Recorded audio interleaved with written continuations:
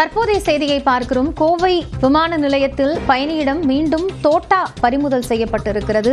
சோதனை செய்தபோது ஷூவின் அடிப்பகுதியில் இருந்த தோட்டாவை காவல்துறை அதிகாரிகள் கைப்பற்றி இருக்கிறார்கள்.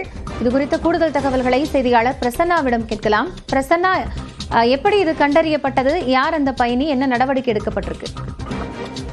காயத்ரி, கோவை விமான நிலையத்தில் இன்றும் பயணி ஒருவரிடம் தோட்டாவானது பறிமுதல் செய்யப்பட்டுள்ளது. கேரள மாநிலம் கொச்சின் பகுதியை சேர்ந்த சிபு மேத்யூ என்பவர் அபுதாபி செல்வதற்காக கோவை விமான நிலையம் வந்துள்ளார்.